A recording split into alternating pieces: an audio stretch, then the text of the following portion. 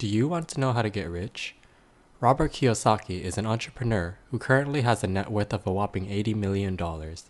He had two dads, a rich one and a poor one. One had a PhD, while the other never got past 8th grade. Interestingly enough, the one with the PhD was the poor dad, while the one who disregarded school was the rich dad. This goes to show that getting a traditional academic education is not the key to being rich. If not, then what is? If you don't have a rich dad you can look up to, you can learn from the financial lessons that Kiyosaki shares in his book, Rich Dad, Poor Dad. Lesson number 1. The rich don't work for money. Simply put, the rich don't trade their time for money. Instead, they let their money work for them. So how come the majority of people don't do this? When it comes down to it, the reason why most people are stuck working for money is because they're controlled by two emotions, fear and greed. They stay at their jobs because they're afraid of not having enough money for food and rent. When it comes time to receiving their paycheck, greed starts to take over them as they start thinking about all the luxuries they can buy. This cycle causes people to live paycheck to paycheck, even when their income increases. This is known as lifestyle inflation. Instead, the rich control their emotions. Instead of being afraid of not having money and looking for a job, they realize that it's not necessarily the best solution. As Kiyosaki said, a job is really a short-term solution to a long-term problem. The second lesson from the book is to increase your financial intelligence. If you lack financial intelligence, it doesn't matter how much money you make. All that money can disappear in the blink of an eye if you don't know how to maintain it or grow it further. This is why financial education is important.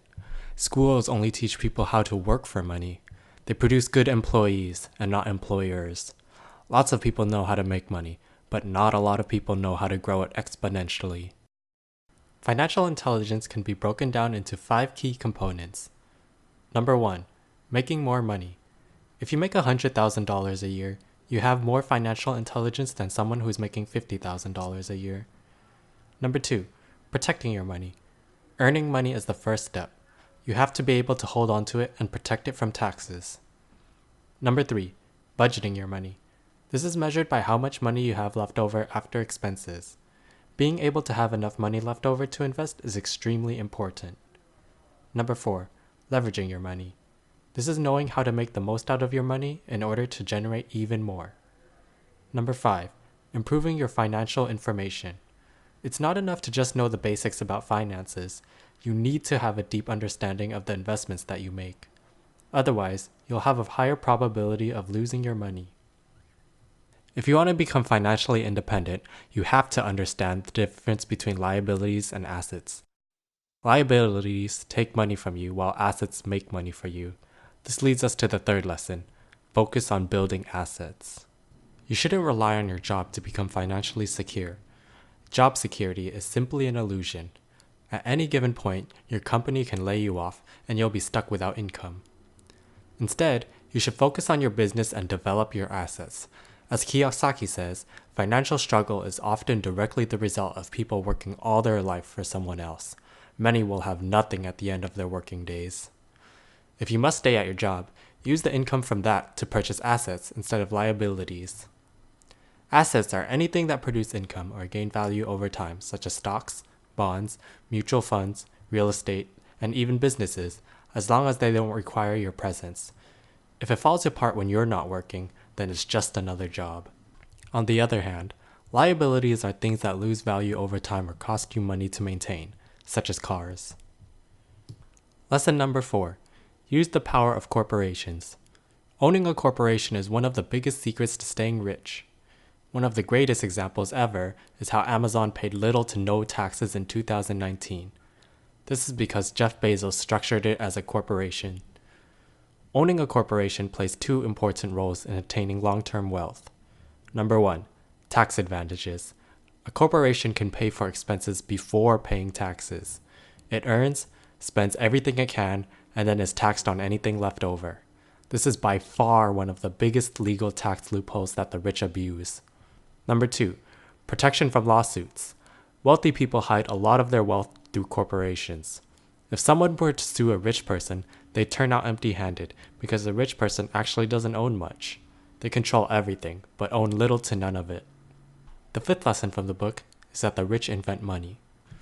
Often in the real world, it's not the smart who get ahead, but the bold. There are plenty of poor people who are smart and talented. On the flip side, there are also plenty of rich people that aren't exactly geniuses. Risk takers tend to make more money than others, even if they're not as smart. This is clear when you see that 45% of the world's money is owned by the top 1% of people. These are the people who are willing to take sacrifices and do what the other 99% don't want to do. The rich tend to find gaps in the market and either provide something new or make something that already exists even better. Instead of just thinking about it, they act upon it, even if there's a chance of not succeeding. Now, some of you may be thinking, plenty of people take risks. People who are rich simply got lucky. What most people fail to realize is that luck is something that can be created, just how money can be created. The world is constantly handing out opportunities to create wealth. It's up to you to put in the work and endure many failures in order to see these opportunities. Lesson number 6. Work to learn, not to earn. The rich choose their work based on the skills they will obtain, not on the money they will receive. Rich people look at money differently. They know that making money is not the end. It is only the beginning. You also have to know how to grow it and manage it. Focusing only on a job and its pay will prevent you from building your financial freedom. Important skills to learn include management, communication, sales, and marketing. Proper management is knowing how to outsource work to others. This is important to making the most use out of your time. It's not enough to be good at what you do. You also have to be able to create systems that anyone can replicate. This way, you can start focusing on aspects of your business that will produce you the most results. Communication includes writing, speaking, and negotiating, which are crucial to being successful. People need to clearly understand you and your ideas. Otherwise, it's hard to build authenticity and gain their trust.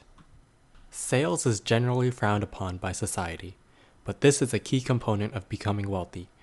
Each and every one of us is selling every single day, even if we're simply selling our ideas to others. Being able to convince others about the value of an idea or product will attract great amounts of wealth. And finally, we have marketing.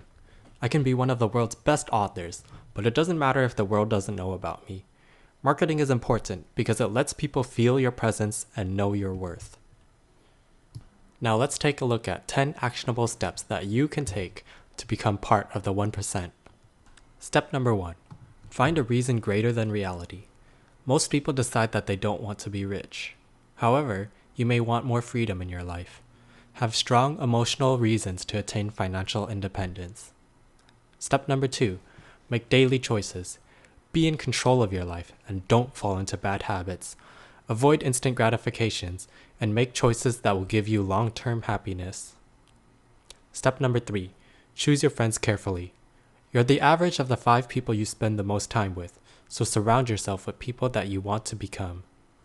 Step number 4. Master a money-making formula and always look for faster ones. Financial success is determined by how quickly you can adapt and learn new formulas for making money. Step number 5. Pay yourself first. Develop some self-discipline if you want to become rich. Step number 6. Don't skip on professional advisors.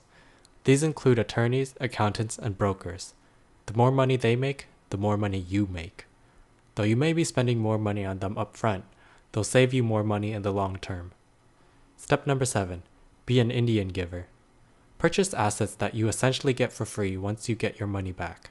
For instance, if you buy a house in foreclosure for $50,000 and make that money back in rental income within 3 years, you basically have an income generating asset for free. Step number 8. Use assets to buy luxuries. Don't buy luxuries with money that you receive from your job.